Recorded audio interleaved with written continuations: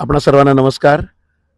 बाबा शिवप्रसाद दुबे ट्रस्ट यांच्या मार्फत स्थापन केलेल्या ट्रस्टमध्ये संकटमोचन हनुमान मंदिर ट्रस्ट हेंद्रेपाडा कुळगावमध्ये आज इथे जगद्गुरू शंकराचार्य द्वारकापीठाधीश्वर स्वामी सदानंद सरस्वती महाराजांचं इथे येणं झालं.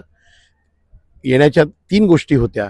या या संपूर्ण प्रकल्पाची माहिती त्यांना घेण्याची इच्छा होती की सनातन धर्माचं हे काम गेली अनेक वर्ष जे येथे चालू आहे त्याच्यामार्फत चालणारं हॉस्पिटल जे आहे बाबा शिवप्रसाद दुबे हॉस्पिटल, हे हॉस्पिटल जरी ते सरकार चालवत असलं तरी याची मूळ जागा या ट्रस्टनीच त्यांना दिलेली होती.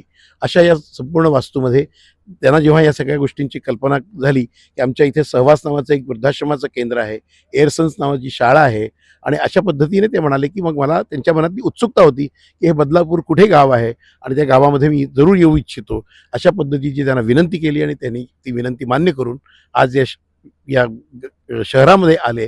त्याबद्दल त्यांचे मनापासून आभार व्यक्त करतो. आज शंकराचार्यजींनी काय प्रवचन दिलं किंवा काय त्यांचा विषय होता प्रवचनाचा? प्रवचनाचा विषय असा होता की समाजामध्ये हिंदू म्हणून सगळे एकत्र आले पाहिजेत आणि त्या सगळ्या हिंदूंच्या मध्ये कोणताही भेदभाव नसावा, हाच त्याचा मॉरल ऑफ द स्टोरी होता, हाच त्यांचा गाभा होता.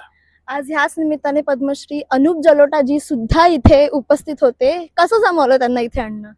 मी काही केलेलं नाहीये, ही ईश्वर कृपा आहे. जेव्हा हा कार्यक्रम सुनिश्चित झाला त्यावेळेला अनुप जलोटाजी त्यांच्या दर्शनाप्रित्यर्थ आले होते. त्यांनी सांगितलं की मी बदलापूरला येतो आहे.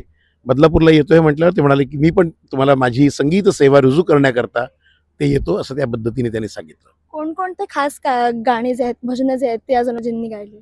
अनुप जलोटांजींनी गायलेली ही 4 गाणी आहेत.